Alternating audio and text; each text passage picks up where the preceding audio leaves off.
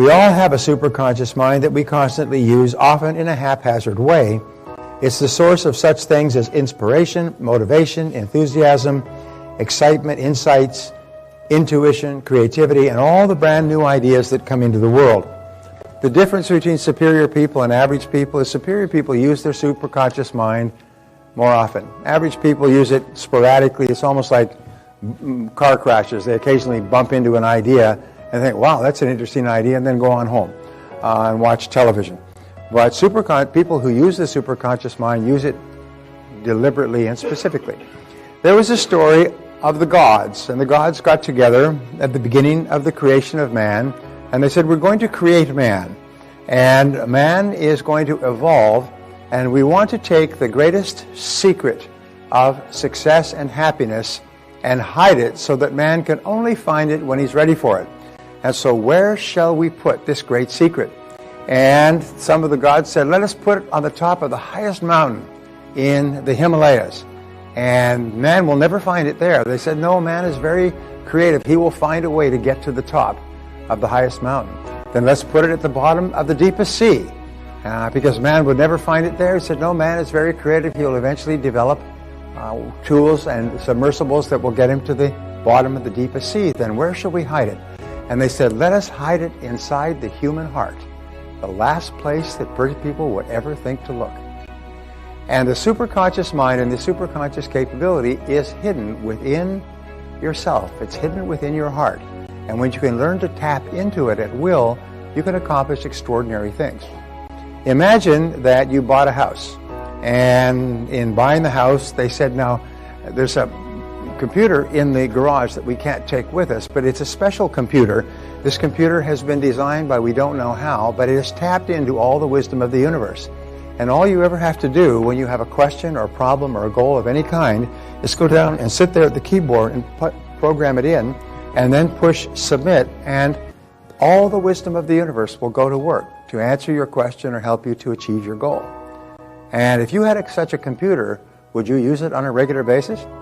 Would you be down there all the time if you wanted to increase your income, improve your health, change your relationships, repair your business, anything else? Well, you do have it, and that is this superconscious mind that we'll talk about. So we say the following are the characteristics of your superconscious mind. First of all, it has access to all data stored in your subconscious mind. That means everything that you have ever learned, everything you've read, experienced in your lifetime has been stored away, and when your superconscious mind is functioning, it can go back into this vast treasure trove, library of your mind, and it can pick out information, any piece of information.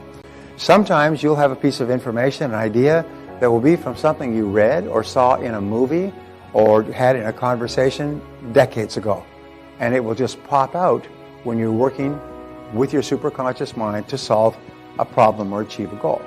The second thing is it can discriminate between valid and invalid data. Is your superconscious mind can actually bring you data, and it will only bring you valid data. The information it brings will be correct. You may have heard something or learned something that may have not been correct. A date, a time, a place, a fact, a figure. But when your superconscious mind is sorting information, it knows exactly what is correct and what is incorrect, which is why a superconscious solution is always correct, because it's always based on valid data. Now, two, it has access to data outside of your experience. It can tap into the universal mind, and all data that's available in the universe is available to your superconscious when you tune into it. It's very much like tuning into a massive receiving station in the universe. Now, with regard to yourself, the way this works is that sometimes you'll have an idea, and when you're sitting in this room, and I'll be talking about A, and you'll have an idea about B. And it's been proven over and over again that when more than two people come together, a third mind is formed. And the third mind is almost like an ether in this room. And everyone in the room can tap into this ether, just like cloud computing. You can tap into this ether, and you can have access to all the minds of everyone else in this room. When you get a superconscious solution, it will be like an incredible loud voice in the silence. You'll hear nothing, but it will be so loud inside of you that it'll block out anything else that you're thinking about at the time. Number three, everyone has at least 4 ideas per year, any one of which would make them a millionaire. So if your goal is to become a millionaire, remember that the superconscious mind is trying to get you ideas to fulfill whatever it is that you want. It's interesting about the superconscious mind in that it is neutral as well. If you think of negative, angry thoughts, then you'll think of negative, angry ways to live. And you'll have negative, angry experiences as well. Mostly, however, it works when you are clear about something that you want or desire. It'll start to bring you ideas to achieve it. Many times you'll driving along and you'll have an idea for a product or a service or something that you could do that would serve other people. And you say, you know, why doesn't somebody do that? I mean, why doesn't somebody offer that? Why doesn't somebody combine music into a little gadget you carry around and listen to it with modern earphones? Now, why doesn't somebody do that? And the only difference between you and someone else is someone else took action on it.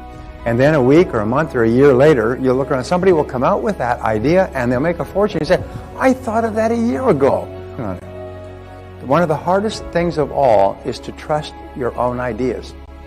People say, well, if I thought of it, it can't be any good. Because after all, it's only me. So there must be something flawed with the idea. But it's astonishing how many people have created wonderful lives with an idea that was completely outside anything they'd ever done before. It's like some people who started off as legal secretaries often become absolutely fantastic people in physical training, which you'll hear about soon. And they had inspiration and an idea, and it was an avocation, and it absorbed them, and it had interest. So listen, the ideas are coming, the ideas are there, and they shoot through your mind. Many people will carry a little recorder. Many people will carry a little notebook. They'll put a notebook by the edge of the bed. They'll stop the car and write it down quickly. Because very often, the rule is what you're seeking for is seeking for you. And what you are looking with, what you are looking at, you are looking with. What you want wants you. And so when you decide that you want something, it's time to tune in and get it. So we say number 3, it functions 24 hours a day.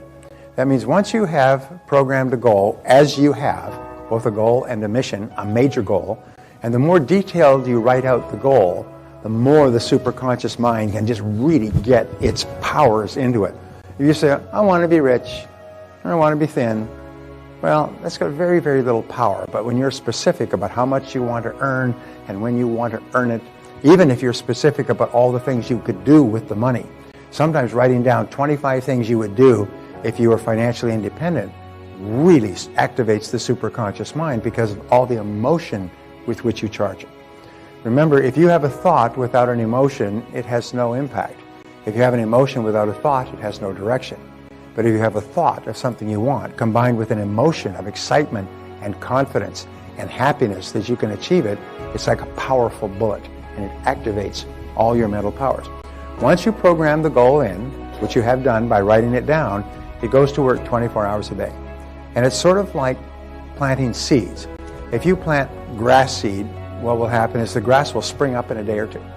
If you plant a bamboo tree, what happens with a bamboo tree? Well, if you ever heard the story of the bamboo tree, is you plant a bamboo tree and you water it and you fertilize it and nothing happens. You water it and you fertilize the seed, nothing happens for a year. And you keep doing that, nothing happens for 2 years. And you keep doing it, nothing happens for 3 or 4 or 5 years. In the 5th year, it grows 60 feet into the air. It suddenly germinates and explodes into the air. Number 4, it automatically and continuously solves every problem on the way to achieving your goal. It automatically and continuously solves the problem, one problem after another.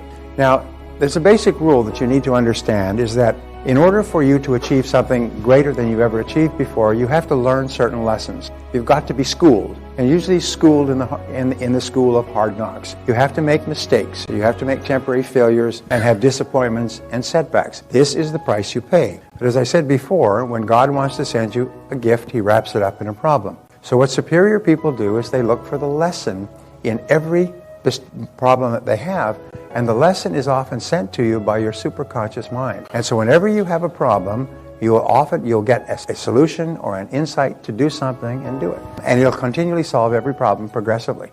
This is all the great inventions, all the great musical concertos were all solved one step at a time, one scientific problem at a time.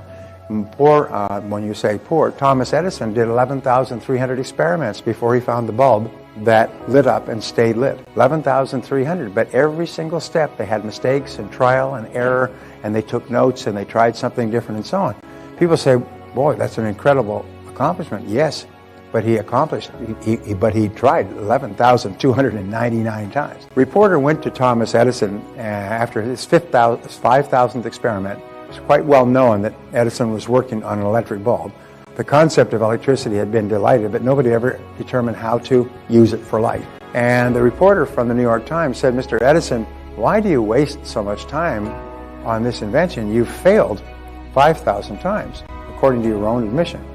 He said, young man, he said, you don't understand the way the world works. He said, I have not failed at all. I have successfully identified 5,000 ways that will not work, which puts me 5,000 ways closer to the way that will work, and I will find that way. He was quite resolute. There was no question that every single mistake was simply a step forward.